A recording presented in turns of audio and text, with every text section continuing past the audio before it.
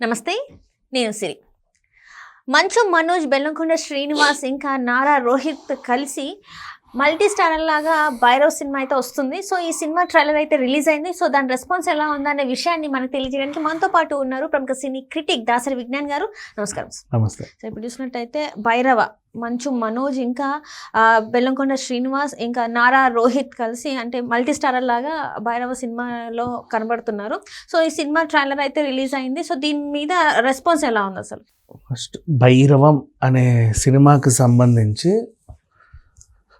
వీళ్ళు ఉన్నారంట అని తెలిసినప్పుడే అరే వెరైటీగా భలే కాన్సెప్ట్ క్రియేట్ చేసి బాగా తీస్తున్నారే అనిపించింది. ఫస్ట్ ఎంచుకున్న క్యాస్టింగ్ని బట్టే టేస్ట్ అనేది తెలిసిపోతుంది ఎవరికైనా. నిజంగా సీరియస్లీ కొన్ని అర్థమైపోతాయి. అబ్బా పోస్టర్ని చూసి చెప్పేసేయచ్చు.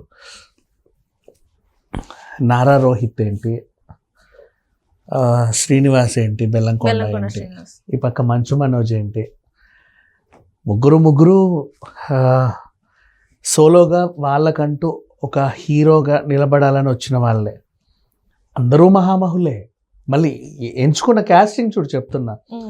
మోహన్ బాబు గారి ఒక సీనియర్ నటుడు, నిర్మాత లాంటి చాలా బ్యాక్గ్రౌండ్ ఉన్నటువంటి ఆయన కొడుకు మంచు మనోజ్. కాకపోతే ప్రజెంట్ కొంచెం సినిమాలు కొంచెం సరిగ్గా లేవు. ఆయన బెల్లంకొండ కొడుకు శ్రీనివాస్. కానీ ప్రజెంట్ కొంచెం సినిమాలు సరిగ్గా లేవు. మొన్న బాలీవుడ్లో ఛత్రపతి ట్రై చేస్తే కొంచెం ఏదో అయ్యింది. ఇటు నారా రోహిత్ రాష్ట్రానికే ముఖ్యమంత్రికి సంబంధించినటువంటి వారసుడు. ఆయన కూడా ఇది ఇంత మహా బ్యాక్గ్రౌండ్ పెద్ద కుటుంబాల నుంచి వచ్చిన ముగ్గురు హీరోలు. వీళ్ళని కలిపి అసలు ఎలా తీద్దాం అనుకున్నారో నాకు అసలు అర్థం కాల. ఆ కాన్సెప్ట్ రావడమే గ్రేట్. మధ్యలో అసలు యాక్చువల్గా నలుగురిని పెట్టి మధ్యలో అల్లు శిరీష్ని పెట్టినా ఇంకా బాగుండేది అనిపించింది. పెద్ద కుటుంబమేగా ఇక్కడ కుటుంబాలు మీరు చూస్తున్నారు. నేను అట్లా చూసా, బేసిక్ అలా చూసా. ఫస్ట్ నా చూపు అలా కనబడింది అంతే. నా అభిప్రాయం చెప్పా. బట్ ఆ కథకి ఎంతమంది అవసరమో వాళ్ళ ఇష్టం నాకు అనిపించింది. ఇంకా విజయ్ కనక మేడల రిలీజ్ చేసినటువంటి ఈ టీజర్ నవ్వుతో నా భవిష్యత్ ఎంత బాగుంది అసలు. ఫస్ట్ నుంచి లాస్ట్ వరకు ఒక్కొక్కడి ఇంట్రొడక్షన్స్. ఆ తర్వాత జయసుధ గారు అబ్బాయి ఎన్నాళ్ళకి కనబడింది అనుకున్నాము. ఊరికి కాపాడడానికి వారాహి, ఆ అమ్మవారిని కాపాడడానికి మామ, అట్లా ఆయన చెప్పినటువంటి డైలాగ్. స్టార్టింగ్ వాళ్ళమ్మ నాకేదో కళ వచ్చింది, పుర్రెలన్నీ తెగిపడ్డట్టు భయంకరంగా ఆవిడ ఎక్స్ప్లెనేషను. అండ్ బెల్లంకొండ శ్రీనివాస్ చెప్పినటువంటి డైలాగ్. వీళ్ళిద్దరు రామలక్ష్మణులు అయితే నేను హనుమంతుడు లాంటి.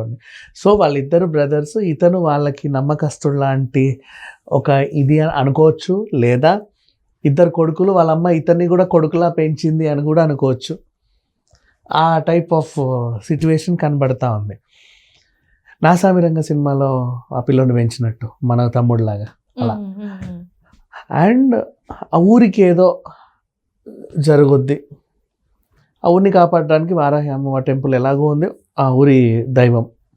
Something was happened. ఈ ముగ్గురు కలిసి నిలబడి ఆ సమస్యను ఎలా పరిష్కరించారు అనే కాన్సెప్ట్తో వచ్చినట్టు అర్థమైపోతుంది. కీలకంగా ఒక పోలీస్ క్యారెక్టర్ని చూపించారు, సంపత్ గారిని.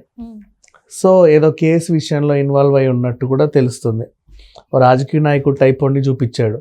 వాడు దేనికో దానికి ఆకృతి పడాలి అంటే రెగ్యులర్ కాన్సెప్ట్ లానే కొంచెం ఉన్న స్పెక్యులేటెడ్ కథ అనిపించిన తీయడం చాలా కొత్తగా ఉంది.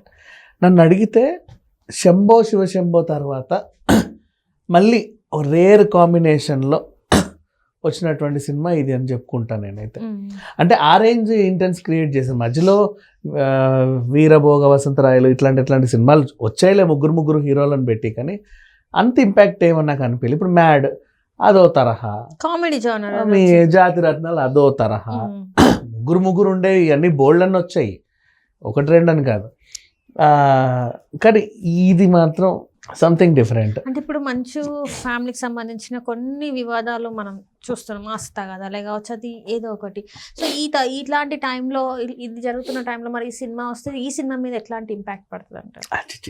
ఇప్పుడు సినిమానే అబ్బా. పర్సనల్గా మంచు మనోజు మూర్ఖుడే కావచ్చు, ఆయన ఫ్రాడే కావచ్చు, వాట్ ఎవర్, మంచోడే కావచ్చు. కథలో ఆ పాత్ర పోషించినటువంటి నటుడి ప్రతిభను మాత్రమే మనం చూడాలి. పర్సనల్ మనకొద్దు, అవసరం లేదు. పాత్ర పోషించినటువంటి నటుడి ప్రతిభ గురించి మాట్లాడుకుంటే నిజంగా చాలా బాగా చేశాడు. Manoj is a very good actor. మంచి కథలు పాడితే చాలా బాగా చేస్తాడు. అండ్ ఇంకే పాండవులు 9లో అనుకుంటా ఆడవేషం వేసాడు, బాగున్నాడు, మంచి యాక్టర్ తను. కామెడీ చేయాలన్నా చేస్తాడు, యాక్షన్ చేయాలన్నా చేస్తాడు, హారర్ చేయాలన్నా చేస్తాడు, హారర్ చేస్తాడు, కొంచెం సైకిక్ లా చేయాలన్నా చేస్తాడు. అన్ని అంటే మనం చూసాం అంతకుముందు మనం సినిమాలు చూసుకున్నట్టయితే అప్పట్లో వచ్చిన కొన్ని సినిమాలు చూస్తే బాగానే ఉండేవి, కానీ అన్ని యాంగిల్స్ లోనూ ఏదో ఒక డిస్టర్బెన్స్ మరి ఏంటో గ్యాప్ అయితే పర్సనల్ డిస్టర్బెన్సెస్ అందరికీ ఉంటాయి. ఇప్పుడు ఫర్ ఎగ్జాంపుల్ రాజ్ తరుణ్ సినిమాలు ఎందుకురా ఈ మధ్యకాలంలో ఫ్లాప్ అవుతున్నాయి మనం చూస్తే మొన్నటిగా తెలియదు, పాపం 12 ఏళ్ల నుంచి పాపం హింసపడుతున్నాడు ఏదో విషయంలో మానసికంగా. అంతేనా కదా, ఉంటాయి, చాలా ఉంటాయి. బట్ మరి ఈ ట్రైలర్ చూసిన తర్వాత మీకు ఎట్లా అనిపించింది? రోహిత్కి మంచి సినిమా, శ్రీనివాస్కి మంచి సినిమా, మనోజ్కి కూడా మంచి సినిమా. ఇది నిజంగా హిట్ అవ్వాలని నేను మనస్ఫూర్తి కోరుకుంటాను. ఎందుకంటే విజయ్ కనకమేడల ఆ స్క్రీన్ ప్లే అండ్ ఆ దర్శకత్వం నిజంగా అసలు అది ఏంటిదా అని చూసే లాగానే ఉంది. అండ్ సాయి చరణ్ అనుకుంటా మ్యూజిక్ ఇంత బాగా ఇచ్చాడు. కొన్ని టీజర్స్ అమ్మ పల్స్ తెలిసిపోతాయి, దాంట్లో ఏదో విషయం ఉంది అని. చాలా ఉంటాయిలే టీజర్లు కానీ కోకొల్లలో, బట్ కొన్ని పల్స్ తెలిసిపోతుంది. భైరవం టైటిల్ కూడా బాగుంది. 3 పేర్లు భైరవం అంటే కలిపిందా లేకపోతే భైరవం అంటే ఏంటి అసలు అనేది కూడా ఒక చర్చ అయితే స్టార్ట్ అయింది. ఎందుకు ఈ టైటిల్ పెట్టారు అనేది కూడా స్టార్ట్ అయింది. మీకేమన్నా తెలిసిందా అంటే ఎందుకు పెట్టారు? నేనేమో నాకు అనిపించలా, బట్ 3 ఉన్నారు కదా, 3 పేర్లు కలిసి వచ్చేలా ఏమైనా పెట్టారా అన్నట్టు అనుకున్నా. నాకు కూడా అంత ఏమి ఐడెంటిఫై చేయడానికి రావట్లా. అంటే ఊహించడానికి ఈజీగా లేదు. ఇప్పుడు చూసుకున్నట్టయితే రోహిత్ గారు కావచ్చు, శ్రీనివాస్ గారు కావచ్చు, మనోజ్ గారు కావచ్చు, తెలుగులో గత కొన్ని సంవత్సరాలుగా వాళ్ళు స్క్రీన్ మీద కనిపించలేదు మనం చూసుకున్నట్టయితే. సో సడన్ గా ఇప్పుడు ఈ సినిమా భైరవం సినిమా వచ్చేసరికి ప్రేక్షకుల ఆదరణ పొందుదంటారా ఈ సినిమా? మరి అయితే హరికే వేదాంతం గారి సినిమాటోగ్రఫీ కానీ, చోటా గారి కత్తిరింపే కానీ, 2 కలిసి ఈ టీజర్ నెక్స్ట్ లెవెల్లో ఉంది. ట్రైలర్ గా టీజర్ అయ్యింది. ఏ సినిమాకైనా గ్లిమ్స్ చూస్తే కొంతమంది గూస్ బంప్స్ వస్తాయి, ట్రైలర్ చూస్తే కొంతమందికి వస్తాయి, కానీ టీజర్ నుంచే అసలు ఆ మూవీ మీద ఉన్న పాజిటివ్ ఇంపాక్ట్ అని క్రియేట్ చేసిందంటే ఈ సినిమా చెప్పుకోవచ్చు. చాలా తక్కువ ఉంటాయి ఇలాంటివి. కెమెరా పనితనం నిజంగా బాగుంది. నైట్ ఎఫెక్ట్స్లో లైటింగ్ చాలా బాగుంది. డిఐ అన్నపూర్ణ వాళ్ళు చేశారేమో తెలియదు, కానీ ఎవ్రీథింగ్ అసలు చాలా క్యూట్గా నీట్గా ఉంది. కాస్ట్యూమ్స్ చాలా బాగున్నాయి, ప్రజెంటేషన్ బాగుంది, నిర్మాణ విలువలు రాధామోహన్ గారి నిర్మాణ విలువలు బాగున్నాయి, అన్నీ బాగున్నాయి. అండ్ లాస్ట్ లో బెల్లంకొండ శ్రీనివాస్ గారికి దేవుడు వచ్చినట్టు కొంచెం ఏదో పూనకం వచ్చినట్టుగా ఊగాడు, బాగా చేశాడు అబ్బాయి.